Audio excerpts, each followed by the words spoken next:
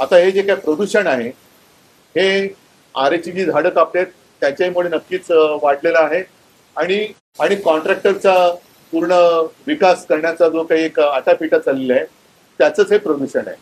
तर हे भाजपचं थोतांड आहे आणि म्हणून मोह में राम आणि बगल में अदानी असं यांचं भाजपचं हे हिंदुत्व आहे. या मोह में राम आणि बगल में अदानी या हिंदुत्वाला आम्ही तरी मान्यता देऊ शकत नाही.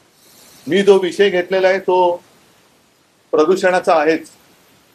एक तर आपल्याला आठवत असेल की जेव्हा मी मुख्यमंत्री झालो त्यावेळेला तत्काळ आरेमधल्या कारशेडला मी स्थगिती दिली होती. याचा अर्थ मी मेट्रोला विरोध केलेला नव्हता, पण मेट्रोच्या ऐवजी कांजूर मार्गची जागा आम्ही सुचवली होती. ती जागा आता या सरकारने घेतलेली आहे आणि आरेची तर झाडं कापलेलीच आहेत. आता हे जे काय प्रदूषण आहे हे आरेची जी झाडं कापतात त्याच्यामुळे नक्कीच वाढलेलं आहे आणि आणि कॉन्ट्रॅक्टरचा पूर्ण विकास करण्याचा जो काही एक आटापिटा चाललेला आहे त्याचंच हे प्रदूषण आहे.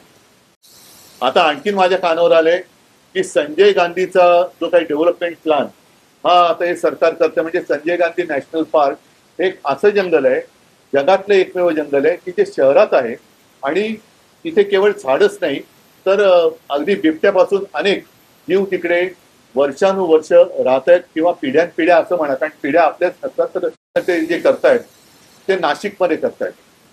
नाशिकमध्ये पुढच्या वर्षी कुंभमेळा होतोय. कुंभमेळा व्हायला पाहिजे कारण गेल्या अनेक वर्ष अनेक शतक हा कुंभमेळा होतोय. गेल्याही वेळेला तिकडे कुंभमेळा झाला होता आणि तिथे येणारे जे हजारो लाखो साधू संत आणि भाविक आहेत त्यांची गैरसोय होता कामा नये याच्यासाठी सुविधा पुरवण्याचं काम हे सरकारचं असतं आणि असलंच पाहिजे. दुर्दैवाने गेल्या वर्षी प्रयागराजमध्ये जे काही घडलं, चेंगराचेंगरीमध्ये किती नेमके भाविक चिरडून त्याच्यामध्ये काही जणांना प्राण गमवावे लागले, काही जण गंभीररित्या जखमी झाले. त्याचा नेमका आकडा काय अजून आलेला नाही. तर थोडक्यामध्ये तिकडे भाविकांची आणि साधू संतांची गैरसोय होता कामा नये हे शासनाचं काम आहे. आता हे काम आहे म्हटल्यानंतर त्याच्यामध्ये पारदर्शकपणा पाहिजे. साधुग्राम म्हणून जे काही होणार आहे, जे गेल्या वेळेला झालं असेल ते नेमकं कुठे झालं होतं याची सुद्धा माहिती आपण सहज मिळवू शकतो. पण या वेळेला तपोवन हे नष्ट करण्यात येणार आहे.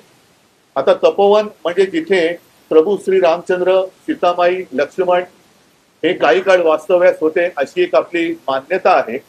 म्हणजे प्रभू रामचंद्राच्या पदस्पर्शाने पावन झालेल्या ज्या काही मोजक्या जागा आपल्या देशात ओळखल्या जातात त्याच्यापैकी तपोवन ही जागा आहे. म्हणजे जुनी झाडं जाऊन त्यांच्यापासून नवीन झाडांची उत्पत्ती होत असते. अशी अनेक वर्ष हे निसर्गाचं चक्र तिथे चालू आहे.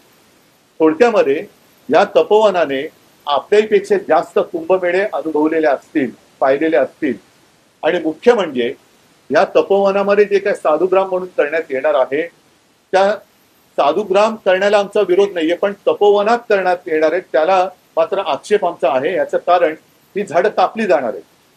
मग प्रभू रामचंद्राच्या पदस्पर्शाने पुनीत झालेली ही भूमी तुम्ही तिकडे आता मग तिकडेच जर जागा रिकामी असेल तर तिथेच साधुग्राम का नाही करत? म्हणजे आहे ते मारून टाकायचं आणि मारल्यानंतर पुन्हा तिकडे नव्याने झाडं लावू अशी एक लोणकडीत थाप मारायची. हा हिंदुत्वाच्या नावाखाली चाललेला भ्रष्टाचार आहे. याचं कारण असं की आता कुंभमेळ्याचं जरी कारण देण्यात येत असलं तरी देखील माझ्या हातामध्ये एक अख्खे ते टेंडरची कॉपी चालेल, त्याचं पहिलं पान आहे ज्याच्यात स्पष्ट दिलेलं आहे की तिथे नंतर कॉन्फरन्स हॉल, कन्व्हेन्शन हॉल वगैरे असं यांचं काम आहे की काय. कारण काही म्हणी आपल्याला बदलल्या पाहिजेत. मुंह में रामावर बगल में चुरी असं जे काय म्हणत होतो, आता रामाच्या नावाने ही जागा अदानी हा एक शब्द झालाय कॉन्ट्रॅक्टरचं प्रतीक म्हणून. पण ही जागा उद्या कॉन्ट्रॅक्टरच्या घशात घालण्यासाठी आत्ता कुंभमेळ्याचं कारण पुढे करून तुम्ही तिथली झाडं कापताय किंवा नष्ट करताय हा सरळ तिथल्या जनतेचा आरोप आहे आणि त्याच्याशी मी सहमत आहे.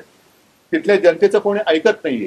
मी सुरुवात करताना जे तर हे भाजपचं थोतांड आहे आणि म्हणून मोह में राम आणि बगल में अदानी असं यांचं भाजपचं हे हिंदुत्व आहे. या मोह में राम आणि बगल में अदानी या हिंदुत्वाला आम्ही तरी मान्यता देऊ शकत नाही. तर हे आणून पाडलं गेलं पाहिजे. नाशिकच्या जनतेसोबत मी तर म्हणेन केवळ हा आता मी मुंबईत का विषय घेतोय, नाशिकमध्ये होत आहे, माझं काय जात आहे नाही, मुंबईने भोगलंय, नाशिकची वेळ आता दुसरी आहे, असं सगळीकडे होत जाणार आहे.